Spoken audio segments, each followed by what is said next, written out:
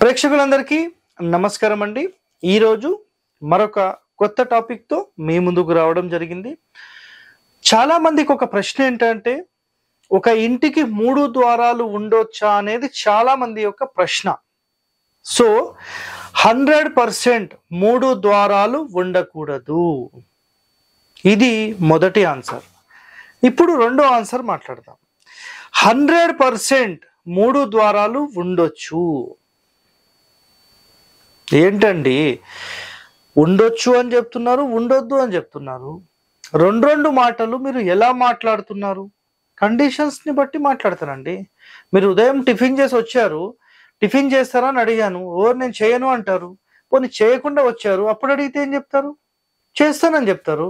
నిన్న అలా అన్నారు, ఇలా అన్నారంటే కాదు కదా. అక్కడ కండిషన్ ఏంటి? నిన్న తినలేదు, ఈరోజు తిన్నారు. ఒక ఇంటి నిర్మాణం ఎలా చేస్తున్నామో వాటికి అది వర్తిస్తుందా లేదా అనేది ఇంపార్టెంట్. ఇక్కడ మీరు అదే ఆలోచన చేయకుండా పెట్టొచ్చా లేదా అని మాట్లాడితే ఎట్లా చెప్తారు మీకు? సో వీటికి గల కండిషన్స్ ఏంటి? సో వీటి గురించి మనం ఈరోజు తెలుసుకుందాం. సో ఇక్కడ గుర్తుపెట్టుకోండి, ఫస్ట్ ప్లస్ 3 ద్వారాలు ఉండొచ్చా అనేది ఒక ప్రశ్న. 9 పిల్లర్లు ఉండొచ్చా? చాలా మందికి డౌట్స్ వస్తాయి కదా. 9 పిల్లర్లు ఉండొచ్చా, 3 పిల్లర్లు ఉండొచ్చా, 5 పిల్లర్లు ఉండొచ్చా? ఎన్నైనా 100% ఉండొచ్చు. బట్ ఒక సిస్టమాటిక్ కండిషన్ ఏం చెప్పారు నేను ఇక్కడ మీకు అది చూపిస్తాను, చూడండి. సో మనకు ఒక ఇంటి నిర్మాణం ఇలా చేస్తున్నాం. ఒక ఎగ్జాంపుల్ చెప్తున్నాను, ఓకేనా? ఇక్కడ ఒక ఇంటి నిర్మాణం చేస్తున్నాం. సో ఒక ఇంటి నిర్మాణం, ఇదొక రోడ్ అనుకుందాం.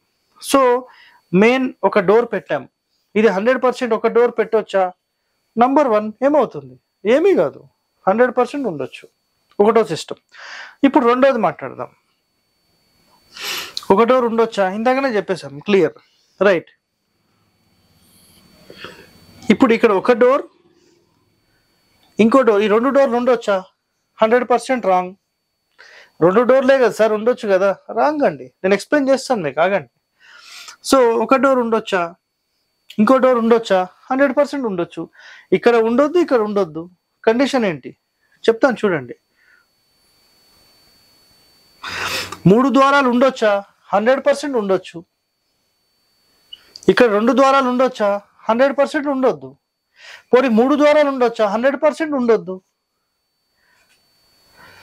అబ్జర్వేషన్ అనేది చాలా ఇంపార్టెంట్. మీరు అబ్జర్వ్ చేసే విధానంలోని పాయింట్ ఎలా పడుతున్నాం అనేది చాలా చాలా ఇంపార్టెంట్. ఇక్కడ అదొకటి గుర్తుపెట్టుకోండి. నేను ఈ ప్లాన్ ఎలా గీసానో ఈ ప్లాన్ అలాగే గీసాను, సేమ్. బట్ టెక్నికల్ గా ఈ 2 వేరు. ఇది మీకు అర్థమైన రోజు వీటికి సంబంధించిన కాన్సెప్ట్ ఏంటో తెలుస్తుంది. రెడ్ పెన్ తో ఒకసారి మీకు గీస్తాను, చూడండి. ఈ ఇంటికి సంబంధించిన మధ్య సూత్రం, ఈ ఇంటికి సంబంధించిన మధ్య సూత్రం, ఓకేనా? ఈ ఇంటికి సంబంధించిన మధ్య సూత్రం, ఈ ఇంటికి సంబంధించిన మధ్య సూత్రం. సో ఇక్కడ మీరు అబ్జర్వ్ చేస్తే మనం ఏం చేసామంటే 100% ఇక్కడ ఈ ప్లేస్ నుంచి ఈ ప్లేస్ సెంటర్ డోర్ పెట్టేసేసి దీన్ని ఆపోజిట్ మళ్ళీ డోర్ పెట్టాము.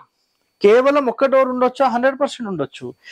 2 భాగాలు చేయొచ్చా? 100% మేజర్ మిస్టేక్. వేరే క్వశ్చన్సే లేవు, 100% మేజర్ మిస్టేక్, రైట్. ఒక డోర్ ఉండొచ్చా? ఒక డోర్ ఉండొచ్చు. ఈ గోడ లేకపోతే ఉండొచ్చు. ఈ గోడ పెట్టాం, 100% రాంగ్. సార్ ఈ వెనకాల డోర్ తీసేసి మేము కేవలము ఈ 2 డోర్లు పెట్టొచ్చా? 100% రాంగ్. వేరే క్వశ్చన్సే లేవు. అదేవిధంగా ఇక్కడ ఒక ద్వారమా 2 ద్వారాలు అనేది కాదండి. గుర్తుపెట్టుకోండి, ఒక ఇంటికి సంబంధించిన మధ్య సూత్రాల మీద ఎట్టి పరిస్థితుల్లో గోడలు కట్టొద్దు. ఇప్పుడు ఈ ప్లాన్ అబ్జర్వ్ చేయండి మీరు. డోర్ డోర్ డోర్, మధ్య సూత్రం డ్యామేజ్ అయిందా? కాలేదు. సో చాలా క్లియర్గా ఓపెన్ అయింది. సో ఈ ప్లేస్ అనేది కంప్లీట్గా మీరు డిస్టర్బ్ చేయకుండా 100% పెట్టగలిగితే 100% ఇది ఒక నంబర్ 1 ఇల్లు అవుతుంది. అదొకటి గుర్తుపెట్టుకోండి మీరు. అదేవిధంగా ఏ క్షణమైతే మనం ఈ ప్లేస్ ఒక 2 విండోస్ పెట్టి ఈ 2 డోర్స్ పెట్టాము, ఇది సూపర్. సార్ ఇది ఏ ఫేసింగ్ గురించి చెప్తున్నారు? ఏ ఫేస్ అయినా ఒకటేనండి. ఇక్కడ ఫేసింగ్ కాదు ఇంపార్టెంట్, ఇక్కడ 3 ద్వారాల గురించి మాట్లాడుతున్నాం. ఈ కండిషన్ లో 3 ద్వారాలు ఉండొద్దు. శాస్త్రంలో చెప్పిన కండిషన్ ఏంటంటే ఇంటి యొక్క మధ్యస్థానంలో ద్వారం పెట్టడం నిషేధం అని చెప్పారు. అర్థమైందా? ఇంటి మధ్యస్థానము అని చెప్పారు. ఇది అర్థమైందా? ఫ్రంట్ ఫేసింగ్ యొక్క సెంటర్ అని చెప్పలేదు. చాలా మంది అది కన్ఫ్యూజ్ అవుతారు. ఇంటి మొత్తానికి మధ్యస్థానంలో ద్వారం పెట్టొద్దు. ద్వారం పెట్టడము అంటే దాని అంతరార్థం ఏంటి? గోడ కూడా కడతారు అని. కాబట్టి ఎట్టి పరిస్థితుల్లో కట్టొద్దు. ఈ మధ్య సూత్రాన్ని తప్పించి అట్లీస్ట్ ఒక 2-3 ఫీట్ వెనకకు కట్టడం లేదా ముందు కట్టడం చేస్తే 100% ఇది నంబర్ 1. ఇప్పుడు చూడండి, 1, 2, 3, 4 ద్వారాలు ఉండొచ్చా? ఉండొచ్చు. ఇప్పుడు ఇదే కండిషన్ లో చెప్తాను చూడండి, 4 ద్వారాలు ఉండొచ్చా? ఉండొద్దు.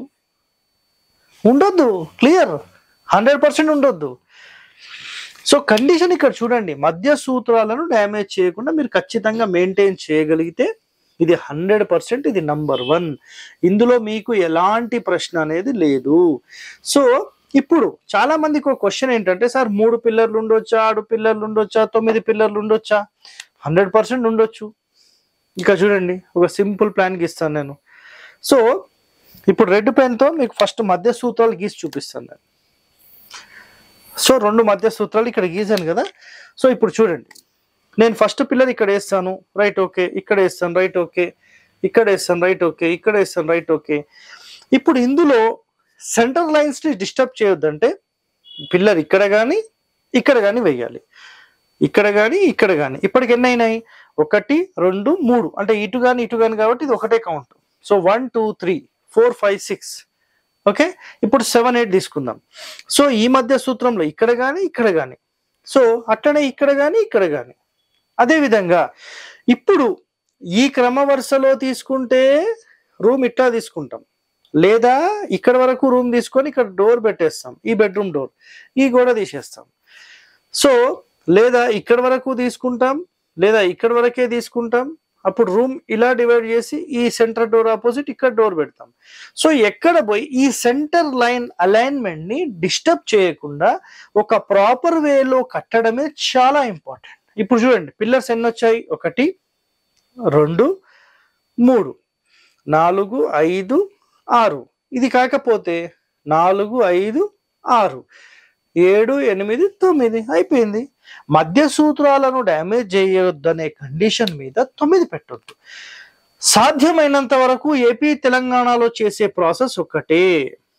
సరిగ్గా ఈ విధంగా తీసేసుకొని సరిగ్గా ఇట్లా ఇల్లు పెట్టేసేసి 1, 2, 3, 4, 5, 6, 7, 8, 9. ఈ సెంట్రల్ లైన్ డ్యామేజ్, ఈ సెంట్రల్ లైన్ డ్యామేజ్, ఇల్లు మొత్తం ఫెయిల్, పనికిరాని ఇల్లు అది. ఒకవేళ ఎవరన్నా విజిట్ తీసుకున్నా ఏం చెప్పలేమంటాడ. జస్ట్ మాకు కుదిరితే ఏమన్నా ఎక్స్టెన్షన్స్, ఏమన్నా వర్ధమాన వాస్తు అంటాము. సో వర్ధమాన వాస్తు ఏమన్నా కుదిరితే దాన్ని బట్టి సెట్ చేయడానికి ప్రయత్నం చేస్తాం. ఇంకా అది కూడా కుదరకపోతే ఏమీ చేయలేమండి. సో 9 పిల్లర్ల, 3 పిల్లర్ల, 4 పిల్లర్ల, 5 పిల్లర్ల ఎన్నైనా ఉండొచ్చు. మధ్య సూత్రాలను డ్యామేజ్ చేయకుండా మీరు ఎంతవరకు ఏం చేయగలుగుతారో దాని ప్రకారం చేసుకోండి. ఇప్పుడు ఇక్కడ సిస్టమాటిక్ వే ఆఫ్ బిల్డింగ్ ఏంటంటే, ఇక్కడ చూడండి, ఒక ఇంటిని 9 భాగాలుగా ఇలా డివైడ్ చేసినప్పుడు ఇప్పుడు పిల్లర్లు ఎక్కడెక్కడ వేయచ్చు? 1, 2, 3, 4, 5, 6, 7, 8, 9, 10, 11, 12, 13, 14, 15, 16. ఇది సరైన ఒక క్రమ పద్ధతి. ఇంటిని 9 ముక్కలుగా ఎప్పుడైతే డివైడ్ చేశారో 100% this is the top most house అవుతుంది. సో గుర్తుపెట్టుకోండి, ఒక క్రమ పద్ధతి ప్రకారం, ఒరిజినల్ శాస్త్రం ప్రకారం 100% మీకు ఒక మంచి బ్యూటిఫుల్ ప్లాన్ డిజైనింగ్ కావాలంటే మీరు ఒక ప్రొఫెషనల్ని మాత్రమే సంప్రదించండి. ఇలాంటి ఎన్నో వాస్తు రహస్యాలు మీరు తెలుసుకోవాలంటే మన ఛానల్ని వెంటనే సబ్స్క్రైబ్ చేసుకోండి, లైక్ చేయండి, గంట బొమ్మను యాక్టివేట్ చేయండి, 10 మందితో షేర్ చేయండి. ధన్యవాదాలండి. Thank you.